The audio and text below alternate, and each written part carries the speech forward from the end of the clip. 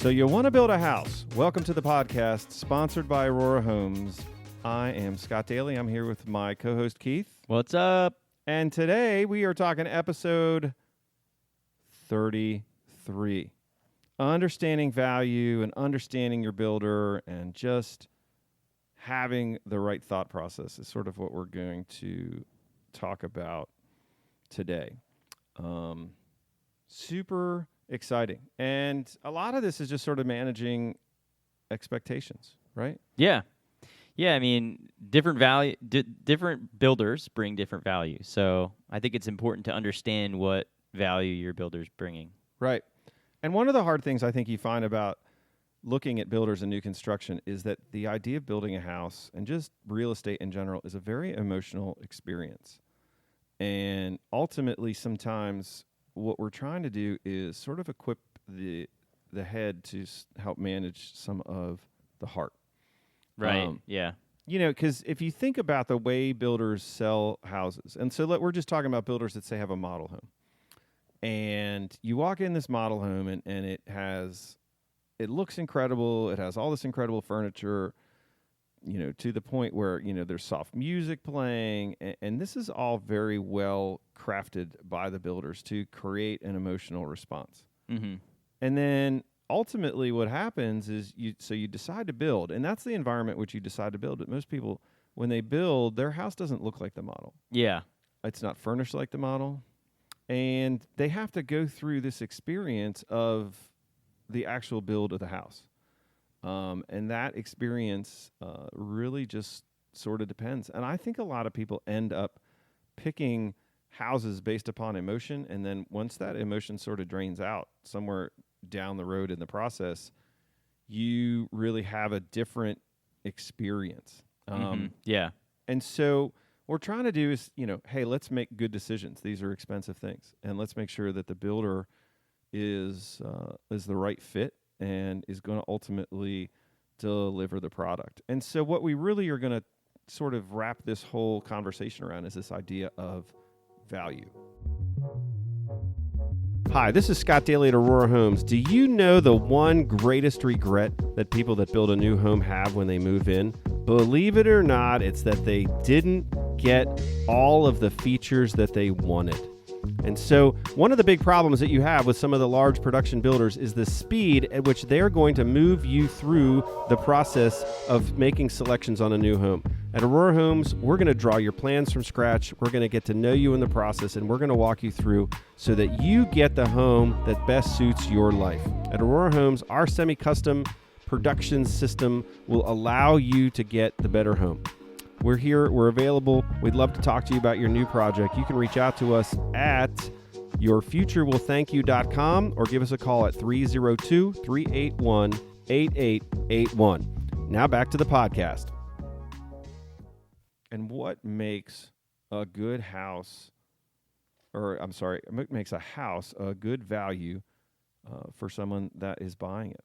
And so I think one of the kickers is just, you know, how do we understand value and, you know, is it connected to cost? Like, do you always think that value is necessarily connected to cost? No, because, you know, it can be connected.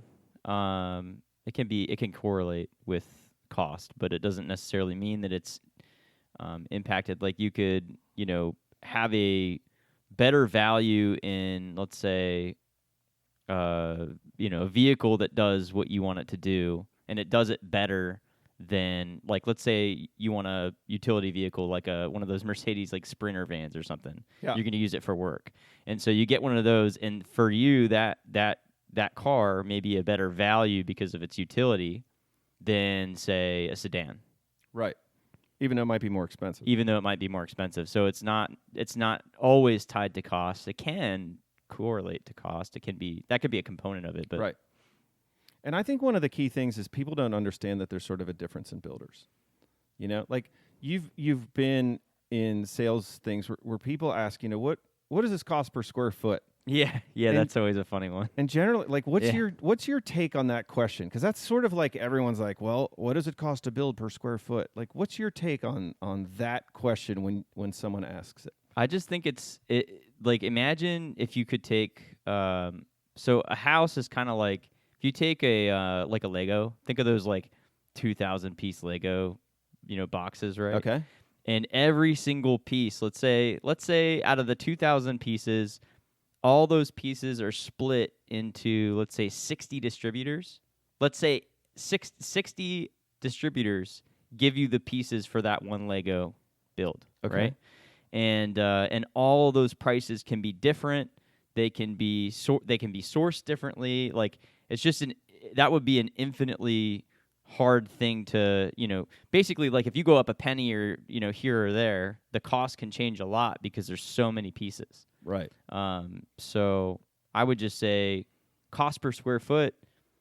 It doesn't tell you how the house is built. It can tell you something about the price of the material, but it can't really tell you about the craftsmanship. Some of those other things that don't relate directly to cost. Right. No, I think you're right, and I think the hardest part too is sort of getting it apples to apples. So let's say you want a 2,200 square foot ranch home, and you in this market can probably find 14 or 15 designs on builders' websites in Sussex County. That are going to deliver that, and the pricing is all going to be very different because what they include in those prices are very different, and the designs might be different. There's a very expensive way to design a house that is 2,200 square feet, and then you can just make a box without many windows. And you could gold plate it. Yeah, but gold-plated baseboard.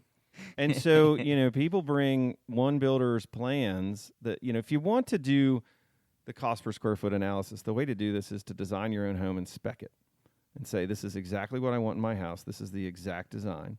And, usually sit down with an architect and give an exact specific list. And then you're really not hiring anything but the contractor. Here, Right. I know exactly what I'm going to build, and I want you to tell me how much you would charge for me to build it.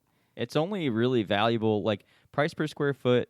You have to assume that, like, let's say you have 5 builders. You have to assume that distribution of all labor and components and materials, they all come in the same way. So, like, if Ryan, Capstone, like these are just local for our area. So let's say Ryan and Capstone, you're asking price per square foot.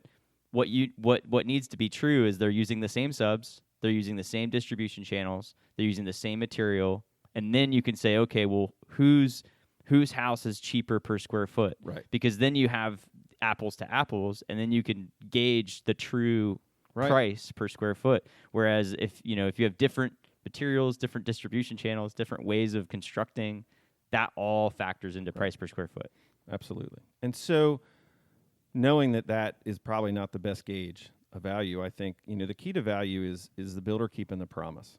And that's always, and I know it's on other episodes in our podcast, and we've talked about this, is what makes a good value. And so the issue then is, do they keep the promise? And that is, to a certain degree, it's disconnected from price, but it's not entirely disconnected from price because a lot of builders are going to try to sell a house based on how much it costs. And so if you walk into a builder's model and they say, this home costs, $2,600 a month, blah, blah, blah, blah, blah, like they're selling you the price. What they're not selling you is anything but the price. Right. Meaning the floor plan, meaning the materials used, the features, the options that you might have. They're selling you, I can put you in this house in this specific amount of time at this dollar amount. Right. Mm-hmm. And that, for the right person, is a great value.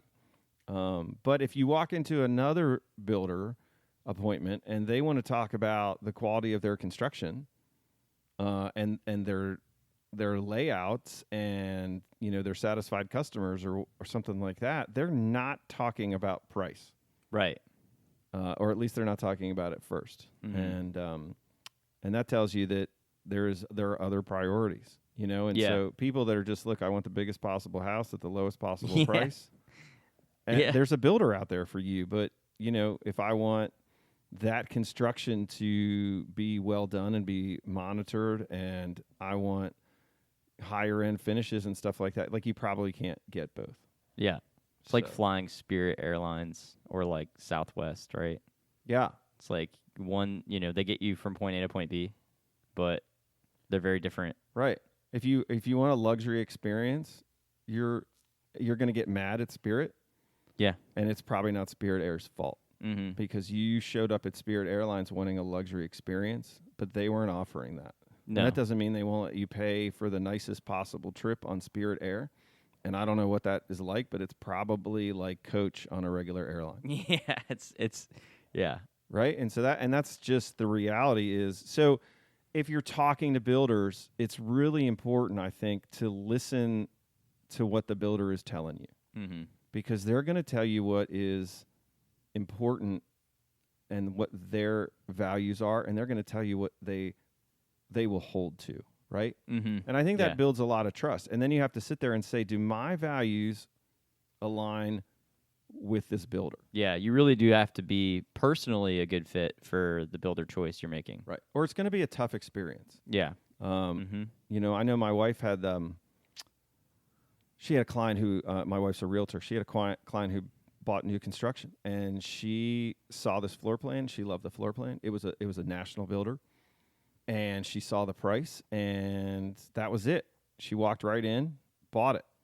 And then she got to what is called her pre-drywall inspection, and she brought somebody that knew something about construction, and that person just found a lot of errors. And it's, you know, and it's a blurry line about whether it's actually a code violation or if it's just not the best practice. Right. You know, so I don't want to say that this builder was building a house that's not to code. I don't think that's the case. But what they were doing is they were building a fast production home, and they were delivering a relatively large home for a relatively low price. And when you went to your pre-drywall inspection, she found out that that was what she bought. Now, honestly, I think she bought that all along. She walked in, she said, I love the floor plan. I love how much square footage is. I love the price. I'll buy it. Yeah. And, you know, you get a couple of months down the road and you're in the pre-drywall process and you're wondering, hey, the walls aren't exactly straight and the lumber looks like this and the plumbing looks a little shoddy, but it's up to code, but it's not, you know, but that's what you bought. And she literally wanted to get out of her house. She said, I can't build this. I can't live in this house. And at that point, it's not easy to do in the contract. Like, you don't have to buy it, but you're going to lose your deposit. Yeah. And she ended up going forward.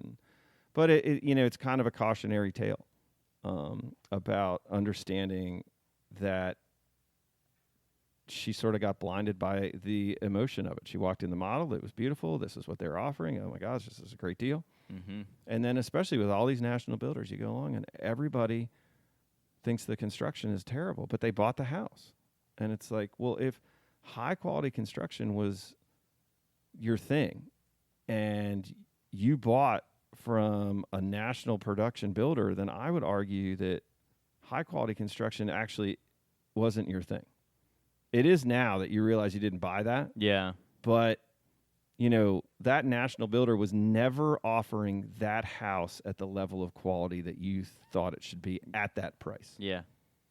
And so, you know, that's not a knock of the national builder. That they kept the promise. They never told you, hey, this is high quality craftsmanship. We're going to take our time and make sure this all gets done right, blah, blah, blah. They never told you any of that. They told you we're going to build this house in, you know, 87 days or how many ever days it is. Yeah. And they meant it. So it is an interesting thing to just sort of step back and say, you know, what matters. Yeah. So I think listening to the builder is ultimately probably one of the most important things. And if you're really understanding a good value, and do they align with what you align with? So, you know, Aurora's a semi-custom builder, and most people think that's phenomenally expensive. And compared to a national home builder, it's definitely more expensive. But I don't know that it's more expensive than other builders. But you know, the issue is then going to be is speed, right? Yeah. And I know when you're building a house, no one is ever pressuring you to finish the job faster, are they? Yeah, no, they are definitely. Right. Yeah, it's you know, if you understand the speed, or if you understand the speed that your builder moves at, and you move into an agreement and you go through it and you start building that house, you know, and then all of a sudden you've changed and said, okay, well, I want it to be a national builder. I want it to be national speed. It's right. It doesn't work like that. and I want you to have all these specific dates, and that's it. And everybody wants that, Mm-hmm. but the hard part is, not every builder promises that. I mean, honestly, with the book on Aurora Homes is you build a really nice house, and we're slow. And compared to some of the big builders, we're slow. Yep. Our scheduling is different. It's not nearly as accurate because we don't command the attention of the subcontractor base that a large builder does. Typically, there's semi-custom things that we have changed in the house that is a one-off design for that specific person, which we love to do. And that leads to just more complications throughout the build because it's a lot easier if you're just building the same house over and over and over again. But in the semi-custom world, we never build the same house twice. Yep. And, that kind of precludes super fast production. But, ultimately that's not why people buy from a builder like Aurora, because they're not there looking for super fast. They might want super fast as you start to get done, but ultimately they didn't sign up for that. And, or at least if they thought that's what they were getting, they didn't really hear it Yeah. from us or from our previous customers, right? Yeah. The warranty lists are really small with us, Right. like super, super small. And I mean, that's what you pay for. Hopefully you're along for that timeline if you're signing up to be with that builder. That is absolutely right. And so, that's kind of a great way, I think, of looking at value in terms of, are these people going to align with what I ultimately think is really important? And what are they saying? Because they're telling you what kind of builder and what their values are, and it should, to a certain degree, align with yours. And if it doesn't, then, there's probably going to be issues down the road for whatever reason, whether it's, the quality of the build, the speed of the build, the price of the build. Some people will look at, they want to get a house built, they own property or something like that, and they want to bid it out a bunch of different ways and to a bunch of different builders, and then they get a very wide range of prices. And it can be really hard to decipher, which is the right build. And I think that's coming down to listening to the builder and making sure that what the builder says, this is the value, is what you're thinking is value as well. So I think the second issue is, let's talk about trust. And Keith, I want to bring up a story we had. I guess this happened in May. We have a house that is under construction, and we had a little issue with the windows. Do you want to unpack kind of what happened there? Yeah. So windows were supposed to be black. They came out white. And so we chased down the problem, how it happened, all that good stuff. And we found that the black windows could be ordered, but it would be, we could basically get the black windows there and then swap out the white ones, which were already installed, mind you. And so we went ahead and took care of ordering that and getting them, getting them expedited and the best we could. And tried to minimize delays as needed, but yeah. Right. And I think, why would a builder bring up the idea of a mistake that we made under construction? And I think we bring it up for a couple of reasons. The first being is, that's going to happen in your house. And I don't care who you're building with. Yep. Someone is going to make a mistake. And what Keith isn't saying is that, Aurora handled this proactively, meaning the customer didn't have to drive by the house and see that the windows weren't black. No. They were told, because we figured out the mistake at Aurora before the homeowner would have ever seen it. We brought it up to the homeowner and explained it. And I think that is an example, in a sense, of trust. In a sense, like, in any relationship, business or personal or otherwise, you learn a lot when something goes wrong. Like, when it's easy, and it's easy for everybody. But then all of a sudden, when there's an issue, that's when you kind of find out what you are getting into with these people. And so that was a mistake that Aurora made for a host of reasons. That was a flaw in the process. But in every house, at some point with every builder, there's going to be an issue, something that wasn't done Yeah. properly. And so then the question becomes, how do they handle it? And ultimately, this customer ordered black windows, and this customer will move into a house with black windows. And there's no cost to the customer there. Obviously, it doesn't. The builder had some cost in there in buying an entire house full of windows that they didn't necessarily need. But that is just sort of the nature of the beast. That's what happens. But I think you learn a lot about whether you can trust this builder, because people don't realize, how long is it from when you first make contact with a builder until the warranty period kind of runs out? Till the warranty period runs out. Yeah, like the 2-year warranty, right? Oops, Yeah. I sort of gave it. That's already 2 It years. is 2 years, yeah. Right. I mean, yeah. So the warranty period you're gonna have last 2 years upon settlement, and I mean the whole process can take, for us, 9 to 12 months. Easy. Right. Yeah. So 3 months of preparations, permitting, all that good stuff, and then 9 months of building. Right. And then a 2-year warranty. So you're getting into a relationship for 3 years with your builder. Yeah. And that's why trust is important, because it doesn't end when you move into the house, because there's a warranty period. And if something happens or there's something you don't understand about the house, there's a lot of new technologies that are getting packed into these new homes. And so when you have that happen, you realize, oh, okay, I've got this long-term relationship, and that's why kind of trust is important. Mm-hmm. And you're dealing with people, and people are imperfect, and you're dealing with a lot of feelings, and that also is a contributing factor. But that ultimately constitutes a good value, is a builder that you can trust, and that doesn't necessarily mean that the builder is necessarily perfect, because stuff happens, and that's just kind of the way life goes, right? There's not much you can do about that. So, but I think it says a lot that you and Aurora handled that pretty well. Yeah, definitely wanted to make sure that number one, they were going to get the product that they ordered, but then also that they understood that there could be some delays, and that there was going to be, maybe a potential, like, if you want a credit, like, we'll keep the windows, keep the white ones. So we offered a host of different options, and they picked one, and that's it. That's it. That's what you get. Nothing wrong with that. Nothing wrong with that at all. And so I hope that this episode just sort of underscores the idea of doing your homework,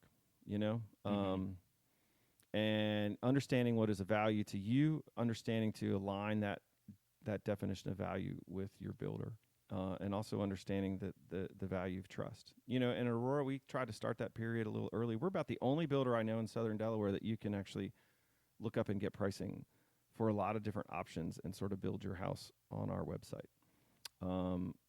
And we think that continues to build trust, because it gives some transparency in the process, and it helps you understand that if you're going to sit down with a builder and the price point is not where you want it to be, then you're not going to waste anybody's time. But it is famous to me in this industry how very few companies give out any real information on their websites, what they cost, what you get in the house, and that's really a sales technique, because they want to get you in a model.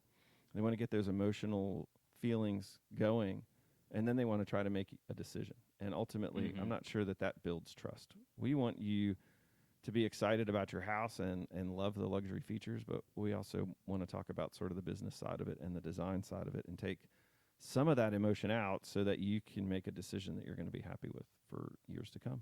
Mm-hmm.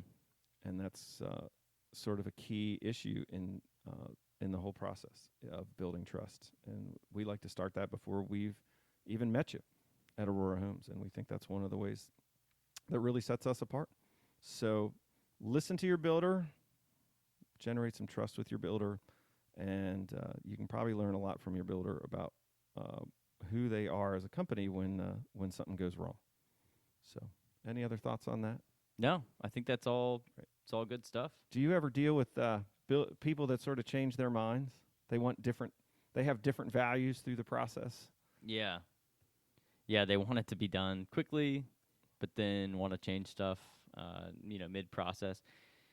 Yeah, we have that. I mean, that's natural based on our value, or one of our values is we bring a semi-custom home. So they make a lot of choices comparatively to a production style home. So it makes sense that midway through the process, they'd want to make some changes because that's kind of what we set up for. But we try to we try to make sure that everybody understands that once the train starts rolling, we want to try and minimize those changes so that we can hit targets and stuff.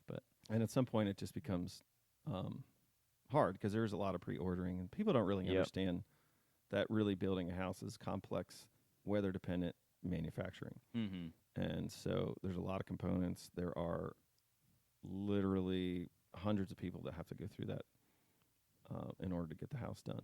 Yeah. So that's just kind of the way it goes. But that's okay. And, at the end of the day, it's kind of wonderful because then they kind of switch back at the end, right? It's like you want the super fast production builder while it's under construction. Yeah. But when you move in, you're like, wait a minute, I want a semi-custom home. Yeah, I want it done right. Right. And so we understand that ultimately that's the end game is you're going to want it done right. And so we can't move at production speed. Yeah. Because there's a math at large builders that say, look, we can close and have a customer move in with a certain number of mistakes, and everyone's not going to find those quality problems. So if there's 10 quality problems in a production home, the customer is going to find 3 that bug them and 7 that they don't even realize is a problem or just ignore. Mm-hmm. And so it's cheaper to fix the 3 after the house is settled than it is to fix the 10 before. Mm-hmm. Right. And we're looking going, here's 10 problems, or, there's really 10 problems. We find 9 of them before closing and try to fix them. And that just makes the process. And it's not just done at the end. That quality process is done all the way through the build. And it adds to delays. And you might not ever notice some of the things that get fixed in a house that's from Aurora, but we do. And we're trying to say you're getting a semi-custom home, you're getting sort of a higher level of detail. And so there you go. That's going to add to the time. So. Yep. That's about all we have for this episode. This is the So You Want to Build a House podcast. I'm Scott Daly. I'm Keith Strom. Have a great day.